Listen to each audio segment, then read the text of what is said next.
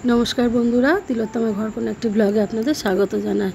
आज के मयदा दिए एक नित्य नतून रेसिपि तो अनेक आमी देखाई, तो मयदा दिए आज के एक नतून आमी रेसिपि देखाबो।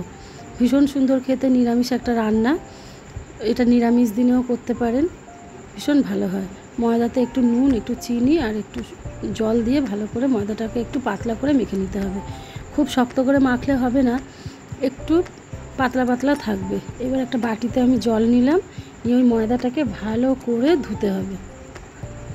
ততক্ষণ ধুতে হবে যতক্ষণ না জলটা পুরো সাদা দুধের মতো হয়ে যায়।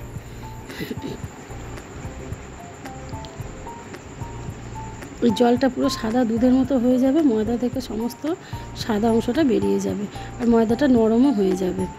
এই ময়দা দিয়ে আজকে বানাবো আমি পনির, ময়দার পনির বা ময়দার ডালনাও বলতে পারেন। ভীষণ সুন্দর খেতে হয়, একবার হলেও করে দেখবেন।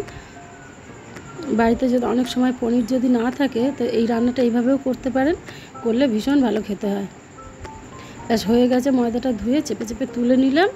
নিয়ে এবার ময়দাটাকে আমি একটা টিফিন বক্সে একটু তেল দিয়ে ওর মধ্যে টিফিন বক্সটাকে ভালো করে আমি মাখিয়ে নেব, যাতে ময়দাটা লেগে না যায়। এটা ভাপে বসাতে হবে যাতে ময়দাটা লেগে না যায়, সেই কারণে ভালো করে সাদা তেল দিয়ে বাটিটাকে মিশিয়ে নিলাম সমান করে। এইবার ওই ময়দাটাকে ভাপে বসাবো সমান করে গোল করে। এটা চৌকো বক্সেও করা যায়, তো আমার যেরকম টিফিন বক্স ছিল সেরকমই দিলাম। গোল টিফিন বক্সে দিয়েছি, পরে পিস পিস করে তো কেটে নিতে হবে, তো এই কারণে সমান করে ভালো করে ছড়িয়ে দিলাম ময়দাটাকে। এদিকে একটা পাত্রে আমি গরম জল বসিয়ে দিয়েছি কড়াইয়ের মধ্যে, দিয়ে গরম জলটা মধ্যে টিফিন বক্সটা বসিয়ে দিলাম। ফুটতে 10 মিনিট মতন এটাকে ভাপে বসাতে হবে। ততক্ষণে চলুন একটা চট করে মশলা বানিয়ে নিই। একটু কিশমিশ কাজু, একটু টমেটো কুচি, একটু আদা, একটু কাঁচা লঙ্কা, নিরামিষ মশলা যা যা হয় তাই, আর একটু গোটা গরম মশলা, এলাচ, দারচিনি আর লবঙ্গ।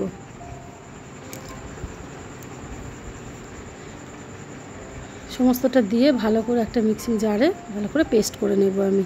এটাই মশলা। একটু হলুদ গুঁড়ো দিলাম ওর মধ্যে, আর দিলাম একটু গোটা জিরে। জিরে গুঁড়ো দেওয়ার থেকে গোটা জিরে যদি এইভাবে বেটে দেওয়া যায় তো টেস্টটা দ্বিগুণ হয়। একটু নুনও দিয়ে দিলাম মশলাটা যাতে ভালো করে বাটা যায়।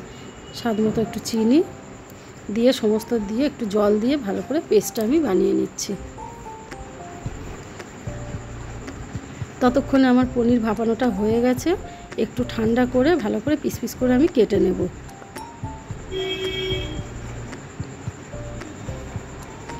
এই টিফিন বক্সটা আস্তে করে তুলে নিলাম, নিয়ে এবার খুলেই দেখুন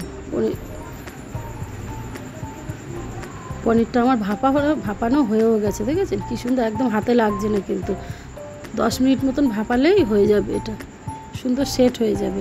সেট হয়ে গেছে, এবার পিস পিস করে আমি কেটে নেব।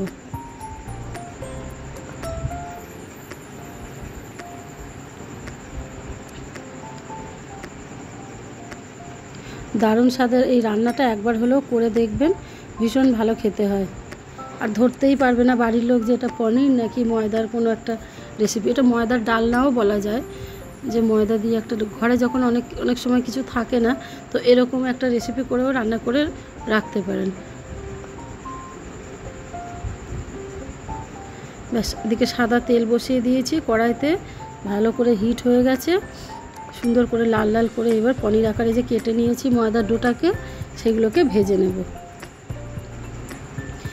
আশা করি আপনারা কখনো এরকম করে রান্না করে খাননি, যে ময়দার ডালনা বললেও শুনলেও লোকে অবাক হয়ে যাবে। ততক্ষণে ভাজি লাল লাল করে ভেজে নিই। ততক্ষণে আপনারা অবশ্যই কমেন্ট করে জানাবেন যে ভিডিওটা কে কোথা থেকে দেখছেন।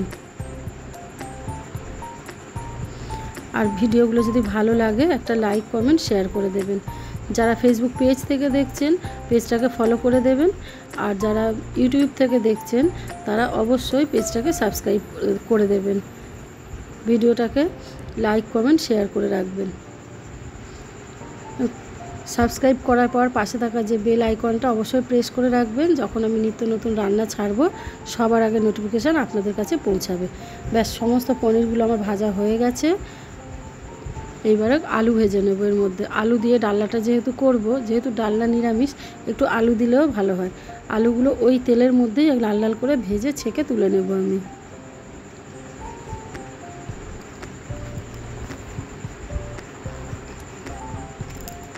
নিরামিষ দিনে এরকম একটা রান্না আপনারা করে দেখতেই পারেন, ভীষণ সুন্দর হয় খেতে। ব্যাস, এবার ভাজা হয়ে গেছে আলুটা। অন্য একটা কড়াইয়ের মধ্যে একটু তেজপাতা, একটু শুকনো লঙ্কা ফোড়ন দিলাম। আপনারা গোটা গরম মশলা চাইলেও ফোড়ন দিতে পারেন, যেহেতু আমি বেটে দিয়েছি তাই ফোড়নে দিলাম না।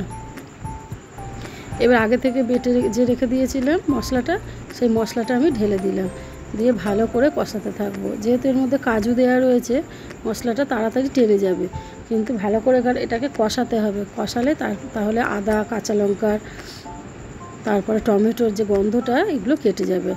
আস্তে আস্তে অনেকক্ষণ ধরে জল দিয়ে কষাতে হবে।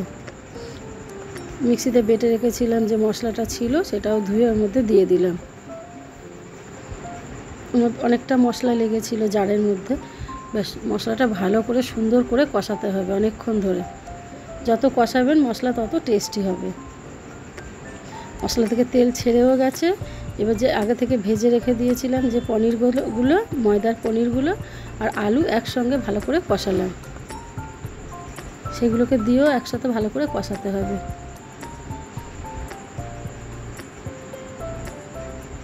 এটা আপনারা ভাত, রুটি, পোলাও, নিরামিষ দিনে খেতে পারেন, করে একবার দেখতে পারেন, ভীষণ সুন্দর খেতে হয়।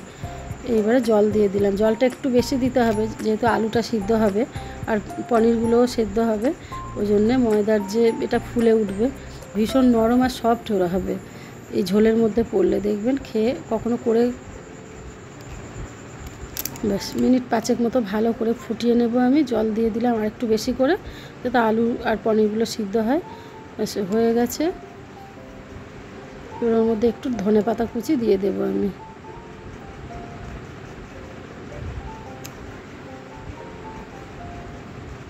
রান্নাটার রং দেখেছেন কি দুর্দান্ত এসেছে?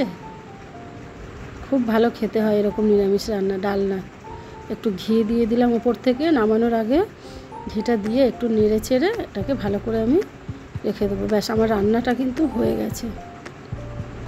কি সুন্দর দেখতে হয়েছে দেখুন, আর পনিরগুলোও ফুলে ফেপে উঠেছে সব। চলুন ঢেলে ফেলি, তাহলে খেতে দিয়ে দিই।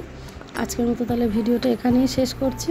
সবাই ভালো থাকবেন, আর এরকম যদি রেসিপি আপনারা বাড়িতে বানান তো অবশ্যই কমেন্টে জানাবেন যে কীরকম খেতে হয়েছে। আমাদের তো ভীষণ ভালো লেগেছে, ওই জন্যই রান্নাটা শেয়ার করলাম আপনাদের সঙ্গে। রান্না আমার হয়ে গেছে। আজকের মতো তাহলে ভিডিওটা এখানেই শেষ করছি। সবাই ভালো থাকবেন।